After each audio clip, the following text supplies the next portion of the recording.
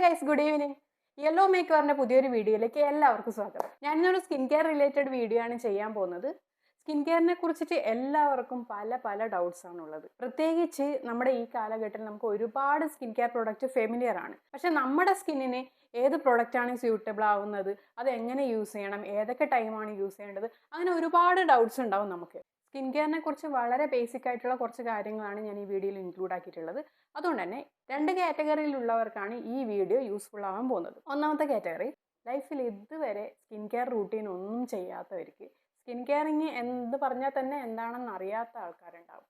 എന്നാൽ പുതുതായിട്ട് അവർക്ക് സ്കിൻ കെയറിങ് ചെയ്യണം എന്ന് ആഗ്രഹമുള്ള ആൾക്കാരുണ്ട്. നമ്മുടെ ഇടയിൽ തന്നെ ഉണ്ട് മോയ്സ്ചറൈസറൊന്നും ഇതുവരെ ഫേസിൽ യൂസ് ചെയ്യാത്തത്, ഒരു ക്രീമും ഇതുവരെ ജനിച്ചിട്ട് ഇതുവരെ ഒരു ക്രീമും യൂസ് ചെയ്യാത്ത ആൾക്കാരൊക്കെ ഉണ്ട്. സ്കിൻ കെയർ ചെയ്യണമെന്നുണ്ട്, പക്ഷെ എങ്ങനെ ചെയ്യണമെന്നറിയില്ല, എന്ത് ചെയ്യണമെന്നറിയില്ല എന്നാലോചിച്ച് സ്റ്റക്കായിട്ട് നിൽക്കുന്ന ആൾക്കാരാണ് നിങ്ങളെന്നുണ്ടെങ്കിൽ നിങ്ങൾ ഈ വീഡിയോ സ്കിപ്പ് ചെയ്യാതെ കാണുക. നിങ്ങൾക്ക് ഈ വീഡിയോ യൂസ്ഫുൾ ആയിരിക്കും. ഇനി രണ്ടാമത്തെ കാറ്റഗറി, കുറേ പ്രൊഡക്ട്സ് ഒക്കെ കയ്യിലുണ്ട്, കുറേ വാങ്ങണമെന്ന് വിചാരിക്കുന്നുണ്ട്.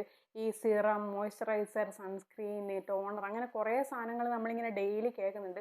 പക്ഷേ ഇതൊക്കെ എങ്ങനെയാണ് യൂസ് ചെയ്യേണ്ടതെന്ന് അറിയില്ല, ഏത് ഓർഡറിലാണ് യൂസ് ചെയ്യേണ്ടതെന്ന് അറിയില്ല. മോയ്സ്ചറൈസർ ഇട്ടിട്ടാണോ സീറോ ഇടേണ്ടത്, സീറോ ഇട്ടിട്ടാണോ സൺസ്ക്രീൻ ഇടേണ്ടത്, എല്ലാം കൂടെ കൺഫ്യൂഷൻ. കുറേ പ്രൊഡക്റ്റ് ഉണ്ട്, ഇതൊക്കെ ഏത് ഓർഡറിൽ ഇടേണ്ടതെന്നൊന്നും അറിയില്ലാത്ത ആൾക്കാരാണെങ്കിൽ നിങ്ങൾക്കും ഈ വീഡിയോ യൂസ്ഫുൾ ആണ്. ഓക്കെ, നമുക്ക് വീഡിയോയിലേക്ക് പോകാം. അതിന് മുന്നേ ചാനൽ സബ്സ്ക്രൈബ് ചെയ്യാത്ത ആരെങ്കിലും ഉണ്ടെങ്കിൽ പെട്ടെന്ന് സബ്സ്ക്രൈബ് ചെയ്തേക്ക് കേട്ടോ.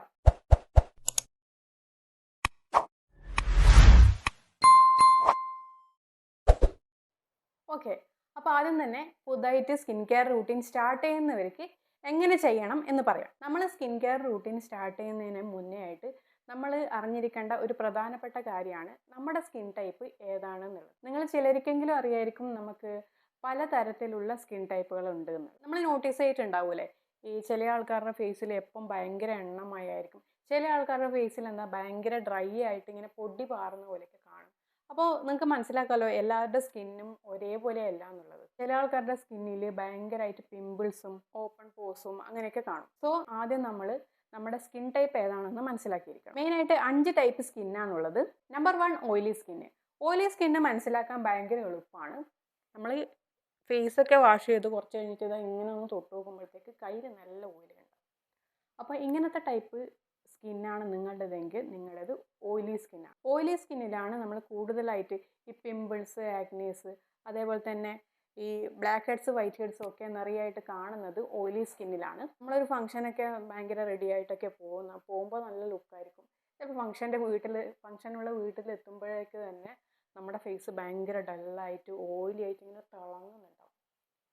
ആ ടൈപ്പ് സ്കിന്നാണ് നിങ്ങളുടേതെന്നുണ്ടെങ്കിൽ നിങ്ങളുടേത് ഓയിലി സ്കിന്നാണെന്ന് മനസ്സിലാവും. സോ സെക്കൻഡ് കാറ്റഗറി എന്ന് പറയുന്നത് ഡ്രൈ സ്കിൻ. ഡ്രൈ സ്കിന്ന് നിങ്ങളുടെ ഫേസ് ഭയങ്കരമായിട്ട് വലിഞ്ഞു പിടിക്കും പോലെ, തൊലിയൊക്കെ ഇങ്ങനെ പൊളിഞ്ഞു പോകുന്നതിലുണ്ടല്ലോ, വൈറ്റ് കളറിൽ പൊളിഞ്ഞു പോകുന്ന പോലെയൊക്കെ ഉണ്ടെങ്കിൽ നിങ്ങളുടെ ഡ്രൈ സ്കിന്നാണെന്ന് മനസ്സിലാക്കാം. ഡ്രൈ സ്കിന്നിലായിരിക്കും പെട്ടെന്ന് റിങ്കിൾസ് ഒക്കെ വരുന്നത്. പിന്നെ വരുന്നത് കോമ്പിനേഷൻ സ്കിന്നാണ്. കോമ്പിനേഷൻ സ്കിൻ എന്ന് വെച്ചാൽ ഓയിലിയുടെയും ഡ്രൈയുടെയും കോമ്പിനേഷനാണ്. നമ്മുടെ ടീ സോൺ എന്ന് പറയും, ഇങ്ങനെ നെറ്റിയിലും മൂക്കിലും ഇവിടെയൊക്കെ ആയിട്ട് ഭയങ്കര ഓയിലിയും ഫേസിൻ്റെ ഇവിടെ കവിളത്തൊക്കെ ആയിട്ട് ഭയങ്കര ഡ്രൈ ആയിട്ടും കിടക്കുന്നതാണെങ്കിൽ അങ്ങനെയുള്ളതാണ് കോമ്പിനേഷൻ സ്കിൻ എന്ന് പറയുന്നത്. നാലാമത്തെ ടൈപ്പാണ് സെൻസിറ്റീവ് സ്കിൻ. സെൻസിറ്റീവ് സ്കിൻ എന്ന് വെച്ച് കഴിഞ്ഞാൽ നിങ്ങൾക്ക് ഒരുവിധപ്പെട്ട സാധനങ്ങളൊക്കെ അലർജി ആയിരിക്കും. പിന്നെ നമ്മൾ ഇങ്ങനെ പിടിക്കുകയൊക്കെ ചെയ്ത് കഴിഞ്ഞാൽ അവിടെ പാട് വരുന്നത്, പിന്നെ ഫേസിലൊക്കെ ഇങ്ങനെ വെയിനൊക്കെ വിസിബിളായിട്ട് കാണുന്ന ആ ടൈപ്പ് സ്കിന്നാണ് സെൻസിറ്റീവ് സ്കിൻ എന്ന് പറയുന്നത്. സോ അഞ്ചാമത്തെ കാറ്റഗറിയാണ് നോർമൽ സ്കിൻ. നോർമൽ സ്കിൻ എന്ന് വെച്ച് കഴിഞ്ഞാൽ ഒരുപാട് ഓയിലും അല്ല, എന്നാൽ ഡ്രൈ അല്ല, ബാലൻസ്ഡ് ആയിട്ടുള്ള ഒരു സ്കിന്നാണ് നോർമൽ സ്കിൻ എന്ന് പറയുന്നത്. നോർമൽ സ്കിന്നാണ് ഏറ്റവും ബെസ്റ്റ് സ്കിന്ന് എന്നാണ് പൊതുവെയുള്ള തെറ്റിദ്ധാരണ. പക്ഷേ അങ്ങനെയല്ല, നോർമൽ സ്കിന്നല്ല ഏറ്റവും നല്ല സ്കിന്ന്, ഓയിലി സ്കിന്നാണ് ഏറ്റവും നല്ല സ്കിൻ എന്ന് പറയാൻ പറ്റുന്നത്. അതിൻ്റെ കാരണം പറയുമ്പോഴാണ് നമ്മുടെ സ്കിൻ കെയറിൻ്റെ ഇമ്പോർട്ടൻസ് വരുന്നത്.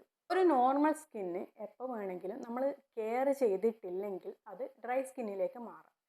സ്കിന്നെന്ന് വെച്ച് കഴിഞ്ഞാൽ നമുക്ക് എപ്പോഴും എല്ലാ കാലത്തും ഒരേപോലെ ആയിരിക്കില്ല. സ്കിന്നിനെ ഒരു എവർ ചേഞ്ചിങ് ഓർഗൻ എന്നാണ് അറിയപ്പെടുന്നത്. സ്കിന്നിനെ നമ്മൾ ഏത് രീതിയിൽ സമീപിക്കുന്നു, എങ്ങനെ കെയർ ചെയ്യുന്നു എന്നതിനനുസരിച്ച് അതിൻ്റെ ഹെൽത്തും ഇമ്പ്രൂവ് ആയിക്കൊണ്ടിരിക്കും.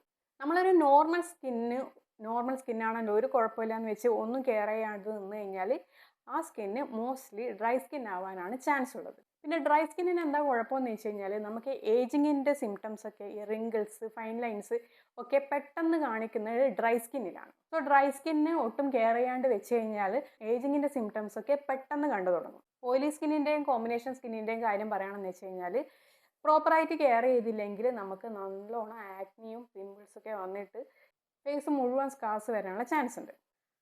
സോ സ്കിൻ കെയർ എന്ന് വെച്ച് കഴിഞ്ഞാൽ നമ്മുടെ സ്കിന്നിനെ അതുപോലെ മെയിൻറ്റെയിൻ ചെയ്യാൻ വേണ്ടി അല്ലെങ്കിൽ സ്കിന്നിൻ്റെ ഹെൽത്ത് ഇമ്പ്രൂവ് ചെയ്യാൻ വേണ്ടിയിട്ട് നമ്മൾ ചെയ്യുന്ന കാര്യങ്ങളാണ് നമ്മൾ പൊതുവെ സ്കിൻ കെയർ എന്ന് പറയുന്നത്. മേക്കപ്പ് ഒരു സ്കിൻ കെയർ അല്ല. സോ നിങ്ങൾ നിങ്ങളുടെ സ്കിൻ ടൈപ്പ് ഏതാണെന്ന് മനസ്സിലാക്കി കഴിഞ്ഞു കഴിഞ്ഞാൽ തുടക്കക്കാർക്ക് മെയിനായിട്ട് 3 സ്റ്റെപ്പ് വെച്ചിട്ട് നമുക്ക് സ്കിൻ കെയർ റൂട്ടീൻ സ്റ്റാർട്ട് ചെയ്യാം. ഒരുപാട് പ്രോഡക്ട്സിലേക്കും കണ്ടമാനം പ്രോഡക്ട്സ് ഒന്നും വാങ്ങിക്കൂട്ടണ്ട. ഒരുപാട് പ്രോഡക്ട്സിലേക്കോ എക്സ്പെൻസീവ് പ്രോഡക്റ്റിലേക്കോ ഒന്നും നമ്മൾ തുടക്കത്തിൽ തന്നെ പോകണ്ട. നമ്മൾ എന്താ ചെയ്യേണ്ടതെന്ന് വെച്ച് കഴിഞ്ഞാൽ ഒരു 3 സ്റ്റെപ്പാണ് ഞാൻ പറയാൻ പോകുന്നത്. ആ 3 സ്റ്റെപ്പ് കൺസിസ്റ്റൻ്റ് ആയിട്ട് 1 മന്ത് ചെയ്തതിന് ശേഷം അതിൻ്റെ റിസൾട്ടിൽ നിന്ന് മോട്ടിവേഷൻ കിട്ടിയിട്ട് നിങ്ങൾ ബാക്കിയുള്ള കാര്യങ്ങളിലേക്ക് പോയാൽ മതി. ആദ്യം ഈ ഒരു 3 സ്റ്റെപ്പ് എല്ലാ ദിവസവും നമ്മളെ കൊണ്ട് നടക്കുമെന്ന് നോക്ക്.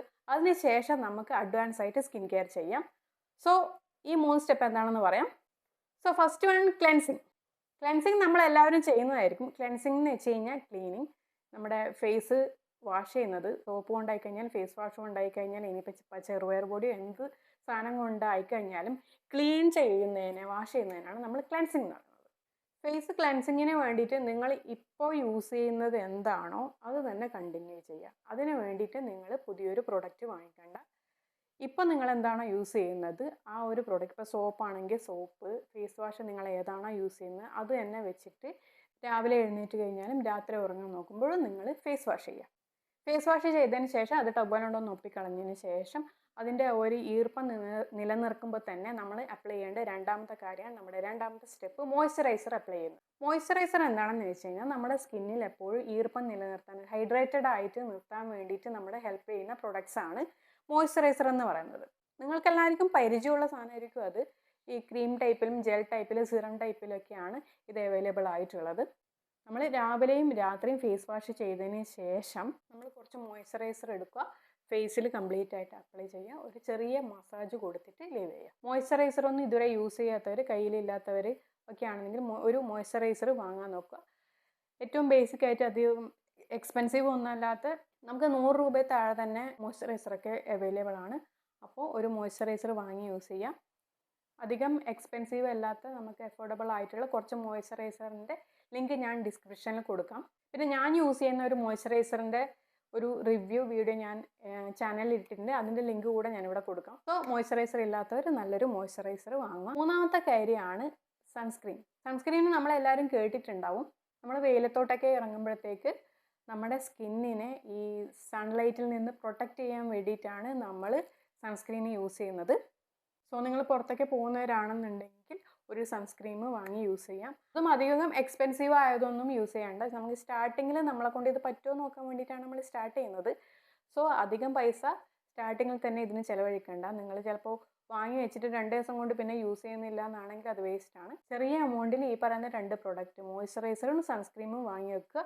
അത് ഡെയിലി 2 നേരം ഇതേ ഓർഡറിൽ യൂസ് ചെയ്യുക. ഇതിനൊന്നും സമയമില്ല എന്ന് പറയുന്നവരുണ്ട്. അവരോട് എനിക്ക് പറയാനുള്ളത്, നമ്മൾ ഡെയിലി രാവിലെയും രാത്രിയും പല്ല് തേക്കുന്നുണ്ടല്ലോ, ആ ബ്രഷ് ചെയ്യുന്ന സമയത്ത് നമ്മൾ ബ്രഷ് ചെയ്തിട്ട് ഫേസ് വാഷ് ചെയ്യുന്ന സമയത്ത് ഈ പറയുന്നത് പോലെ സോപ്പോ ഫേസ് വാഷ് എന്താണ് യൂസ് ചെയ്യുന്നത് വെച്ചാൽ അത് അതിൻ്റെ കൂടെ തന്നെ ആ ഫേസ് അങ്ങോട്ട് വാഷ് ചെയ്യുക. ഇതിൻ്റെ കൂടെ തന്നെ മോയ്സ്ചറൈസറും ഇടുക, മേലെ സൺസ്ക്രീൻ ഇടുക. രാത്രി നമ്മൾ സൺസ്ക്രീൻ യൂസ് ചെയ്യേണ്ട കാര്യമില്ല കേട്ടോ. നമ്മൾ സണ്ണിൽ നിന്ന് പ്രൊട്ടക്റ്റ് ചെയ്യാൻ വേണ്ടിയിട്ടാണ് സൺസ്ക്രീൻ യൂസ് ചെയ്യുന്നത്.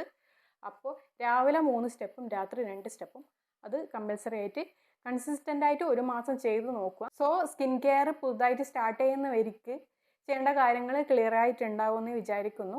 രാവിലെ 3 സ്റ്റെപ്പ്, രാത്രി 2 step. Cleansing, moisturiser, sun protection. രാത്രി ക്ലെൻസിങ്ങും മോയ്സ്ചറൈസറും. ഓക്കെ, അപ്പോൾ സെക്കൻഡ് കാറ്റഗറിയിലേക്ക് പോവാം. നമ്മൾ സ്കിൻ കെയർ ഒക്കെ ചെയ്യുന്നുണ്ട്, കുറേ പ്രോഡക്ട്സുകളും കഴിയുന്നുണ്ട്. അതിൻ്റെ കറക്റ്റ് ഓർഡറിൽ എങ്ങനെ യൂസ് ചെയ്യണം എന്നറിയില്ലാത്തവർക്കാണെങ്കിൽ CTMPL എന്നാണ് സ്കിൻ കെയർ റൂട്ടീൻ്റെ അബ്രിവേഷൻ വരുന്നത്.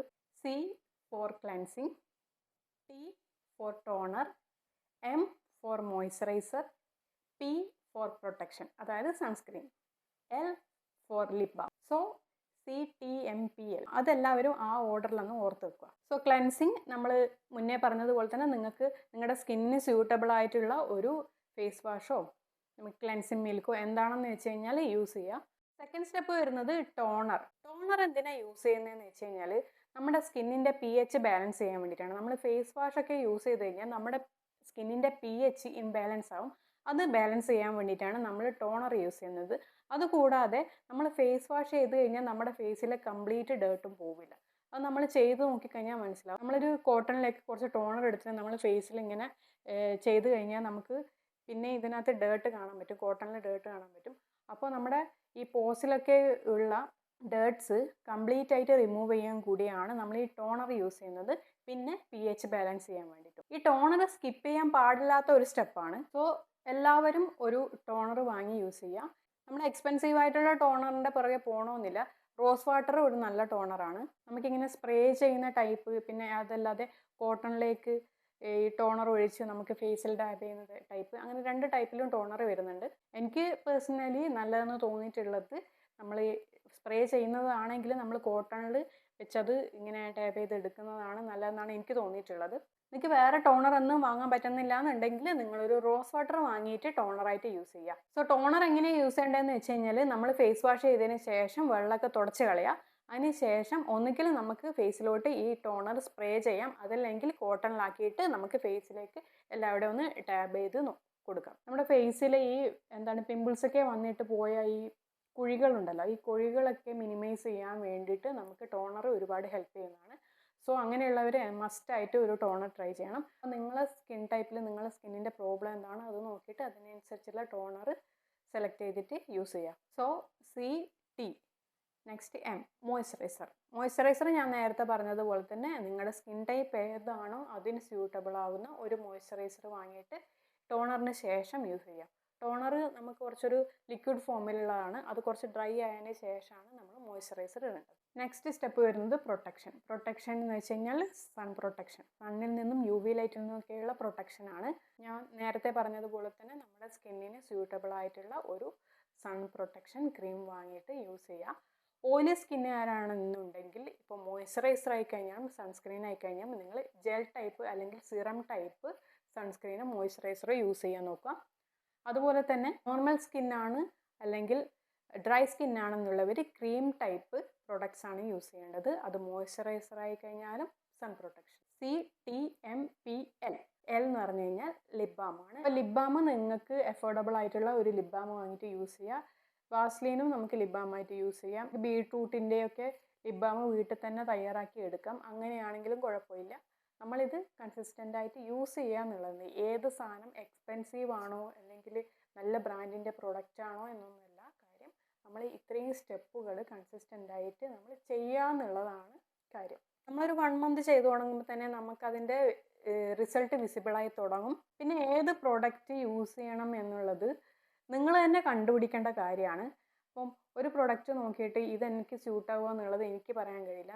ഞാൻ യൂസ് ചെയ്ത് നോക്കിയിട്ട് നല്ലതെന്ന് എനിക്ക് തോന്നുന്ന പ്രൊഡക്റ്റുകൾ ഞാൻ ചാനലിൽ പറയുന്നതായിരിക്കും.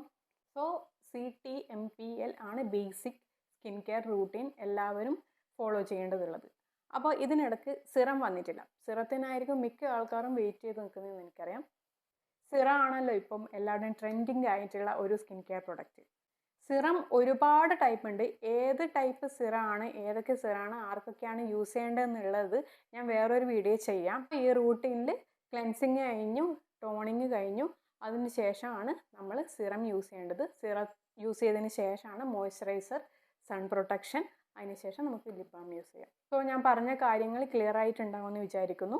സോ അഫോർഡബിൾ ആയിട്ടുള്ള കുറച്ച് മോയ്സ്ചറൈസർ ആയിക്കഴിഞ്ഞാലും സൺ പ്രൊട്ടക്ഷൻ ക്രീം ആയിക്കഴിഞ്ഞാലും ടോണർ ആയിക്കഴിഞ്ഞാലും ഞാൻ ഡിസ്ക്രിപ്ഷനിൽ കൊടുക്കാം.